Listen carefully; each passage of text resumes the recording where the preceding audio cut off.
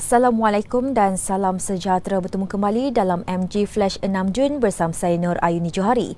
Kita mulakan dengan berita utama. Kerajaan yang ada ketika ini perlu diberi peluang untuk mentadbir negara sehingga habis penggal. Presiden PAS Tan Sri Abdul Hadi Awang menegaskan dalam keadaan sekarang kepentingan rakyat perlu diberi keutamaan. Masalah rakyat banyak belum selesai lagi. Masalah rakyat belum selesai lagi. Rakyat masih menghadapi masalah kegunaan. Jangan gerak sangatlah perkara negeri dah. Makanya Agak-agak paling tepat untuk adakan pilihan raya itu dia kan. kita kadang sudah Habis penggal ya. Beliau berkata demikian ketika menghadiri Pesta Buku Antarabangsa Kuala Lumpur PBAKL hari ini. Berdasarkan kenyataan itu, beliau berpendirian ia menjadi waktu sesuai untuk diadakan Pilihan Raya Umum ke-15 PRU15 menyentuh mengenai pertemuan pengerusi Perikatan Nasional PN yang juga Presiden Bersatu Tan Sri Muhyiddin Yassin dengan pembangkang mengenai calon Perdana Menteri sekiranya bakatan itu memenangi pilihan raya nanti. Ini reaksi beliau. benda yang akan datang kita tak tahu. Akan datang kita tak tahu. Memang beliau seorang calon. Seorang calon beliau. Salah seorang calon dari Ya. dalam Perikatan Nasional lah. Ya. Tapi buat masa ni tak ada, Tan Sri Muhyiddin tak ada jumpa parti pembangkang untuk minta untuk dia kembali ya. Maklumatnya tak ada. Tak ada maklumat. Biasa dia maklum. Pembinaan biasalah apa yang berkait dengan negara. Apakah dia sama tak timbul? Kenyataan Menteri Kewangan Tengku Dato' Sri Zafrul Tengku Abdul Aziz yang ingin menjadikan Kuala Selangor sebagai daerah angkat kementeriannya dipertikai Setiausaha Agung DAP Anthony Loke Siu Fook. Katanya sepanjang menjadi ahli parlimen sejak 2008, beliau tidak pernah mendengar mana-mana kementerian mengamalkan pendekatan daerah angkat. Sebaliknya, ahli parlimen sereman itu berkata sesebuah kementerian perlu merangka dasar dan menyampaikan perkhidmatan kepada seluruh negara dan bukan menumpukan kepada mana-mana kawasan tertentu. Jelas beliau, Tengku Dato' Sri Zafrul tidak sepatutnya menggunakan kedudukannya sebagai Menteri Kewangan untuk memberi kelebihan kepada dirinya bertanding dalam sesuatu kawasan. Semalam, media melaporkan hasrat Menteri Kewangan itu bagi membolehkan daerah Kuala Selangor dimajukan semaksimal mungkin seiring dengan projek pembinaan stesen jajaran utara, projek laluan rel Pantai Timur ECRL di Puncak Alam. Seterusnya, pasangan suami isteri maut selepas motosikal dinaiki mereka bertembung dengan sebuah kenderaan yang dipandu seorang lelaki dipercayai mabuk dalam nahas membabitkan 4 kenderaan di Jalan Serkam Pantai Melimau 7.45 pagi tadi. Ketua Jabatan Siasatan Penguatkuasaan Trafik JSPT Negeri, Superintendent Amran Alliance Muhammad Zaki Omar berkata mangsa dikenali sebagai Izzuddin Muhammad dan Suraya Muhammad masing-masing berusia 50 dan 48 tahun.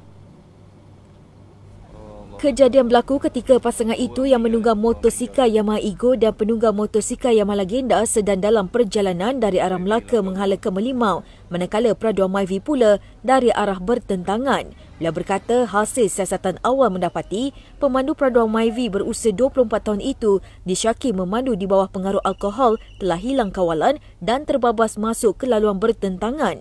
Insiden itu telah menyebabkan 2 buah motosikal yang datang dari arah hadapan tidak sempat mengelak atau membrek lalu bertembung kereta berkenaan.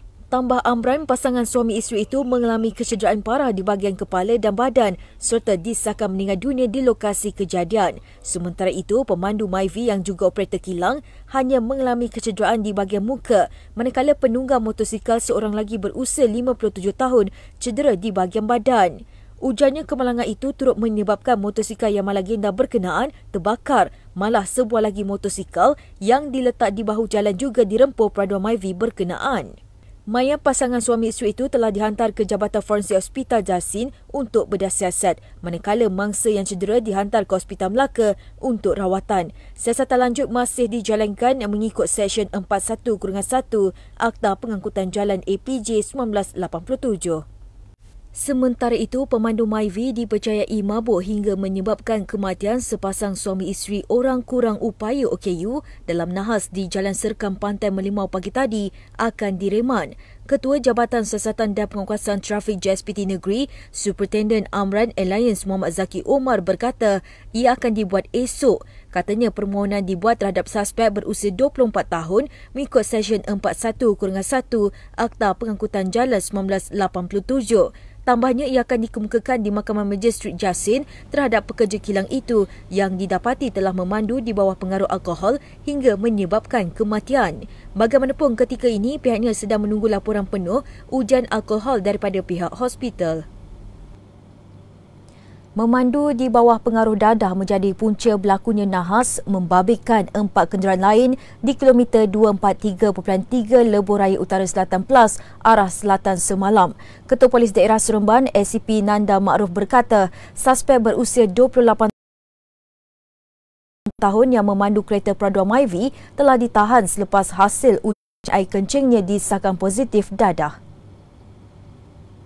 Beliau berkata suspek merupakan penganggur telah direman 4 hari bermula hari ini hingga 9 Jun untuk siasatan mengikut Seksyen 6 dan Seksyen 15-1-A Akta Dadah Berbahaya 1952. Kemalangan dipercayai berlaku pada 10.40 pagi. Insiden menjadi tular selepas tayar milik sebuah daripada kenderaan yang terbabit tercabut dan terbang ke laluan bertentangan. Hasil siasatan awal mendapati Prado Myvi dipandu suspek dari arah Seremban telah hilang kawalan dan melanggar kenderaan di hadapannya iaitu Toyota Avanza yang dipandu lelaki berusia 44 tahun. Pelanggaran itu menyebabkan Toyota Avanza berpusing beberapa kali sebelum terbabas ke lorong kiri dan melanggar pula Proton Saga dipandu wanita 40 tahun dan Proton Persona dipandu lelaki 35 tahun. Kes disiasat mengikut Rul 10 LN 166 Palang 59 dan siasatan lanjut masih dijalankan. 2 juta kenderaan dijangka berada di Lebuh Raya Kendalian Plus hari ini sempena cuti Hari Keputeraan yang di-Pertuan Agong serentak dengan cuti sekolah. Berikutan peningkatan itu, Ketua Pegawai Operasi Plus Malaysia Berhad, Datuk Zakaria Ahmad Zabidi berkata pengguna akan mengambil masa perjalanan lebih lama untuk sampai ke destinasi. Sebagai nasihat, beliau meminta pengguna Lebuh Raya merancang perjalanan dengan bijak dan menggunakan aplikasi Plus dan Waze atau Google Map. Bagi mengelak sebarang kesulitan, mereka perlu memastikan baki touch and go mencukupi untuk mengelakkan kesesakan di lorong tol. Selain itu, pemandu juga diminta berhati-hati dan pada masa yang sama mematuhi peraturan lalu lintas memandangkan jumlah kenderaan yang tinggi. Bagi mengelak kepenatan, Datuk Zakaria menasihati pemandu supaya berehat setiap 2 jam di hentian rehat dan rawat RNR berdekatan. Bilangan kes baharu COVID-19 di negara ini bagi Minggu Epidemiologi ME ke-22 yang bermula dari 29 Mei hingga 4 Jun menunjukkan penurunan sebanyak 15.5% iaitu 11,052 kes berbanding 13,076 kes pada minggu sebelumnya ME ke-21. Ketua Pengarah Kesihatan Tan Sri Dr. Nur Hisham Abdullah berkata, perkembangan itu menyaksikan jumlah kumulatif kes COVID-19 di Malaysia kini mencecah 4,513,631 kes. Katanya purata kes aktif setiap hari bagi ME ke-22 adalah 23,290 iaitu terdapat penurunan 8.2% berbanding minggu sebelumnya. Penyusutan itu turut mempengaruhi purata kadar kebolehjangkitan COVID-19 nilai RT juga menunjukkan penurunan 2.2% iaitu 0.91 berbanding 0.93 pada minggu sebelumnya.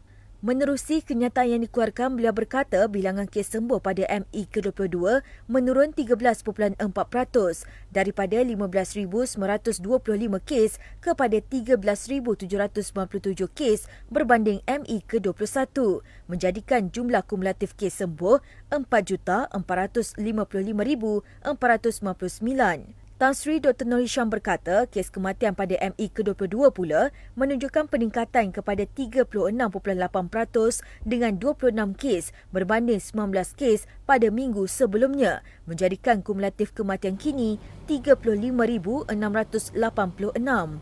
Sementara itu, beliau berkata jumlah kemasukan pesakit COVID-19 ke fasiliti kesihatan iaitu hospital dan pusat kuarantin dan rawatan COVID-19 PKRC bagi setiap 100,000 penduduk meningkat sebanyak 11% untuk MI sama berbanding MI sebelumnya.